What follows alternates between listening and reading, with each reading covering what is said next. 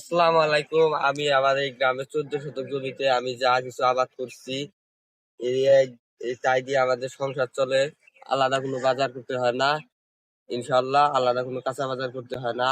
সব স্বপ্ন কি বড় শহরে জন্ম নেয়? সব উদ্যোক্তা কি বড় বয়সেই তৈরি হয়? না, কিছু স্বপ্ন জন্ম নেয় গ্রামের মাটিতে, আর কিছু উদ্যোক্তা তৈরি হয় খুব অল্প বয়সে। এই ছেলেটার বয়স খুব বেশি না, হয়তো এই বছরে সে ক্লাস 8-এ পড়ে।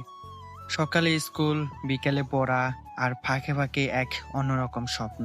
যখন তার বন্ধুরা খেলাধুলায় ব্যস্ত, কে মোবাইলে গেম খেলে, তখন এই ছেলেটা চোখ পড়ে তাদের বাড়ির পাশে ছোট্ট জমিটার দিকে। জমিটা খুব বড় না, মাত্র 14 শতক জমি। অনেকেই বলছিল এই জমিতে আবার কি হবে, কিন্তু সে বিশ্বাস করছিল ছোট্ট জমিও একদিন বড় স্বপ্ন শেখাতে পারে।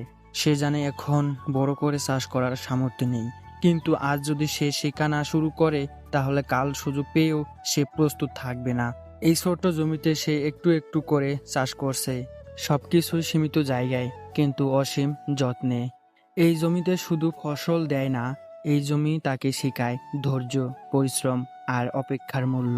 কখনো গাছ নষ্ট হয়, কখনো ফল কম হয়, কিন্তু সে হাল ছাড়ে না, কারণ সে জানে অভিজ্ঞতা কখনো বৃদ্ধা হয় না।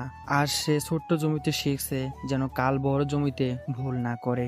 আজ সে উদ্যোক্তা হওয়ার বীজ বুনছে। এই গল্প শুধু একজন বাচ্চার না, এই গল্প তাদের জন্য যারা বলে আমার জায়গা কম, আমার টাকা কম, সময় ঠিক আসেনি। মনে রাখবেন, শুরুটা ছোট্ট হলে সমস্যা নেই, কিন্তু সাহসটা বড় হতে হবে। আজ 14 শতক, কাল হয়তো 14 বিঘা।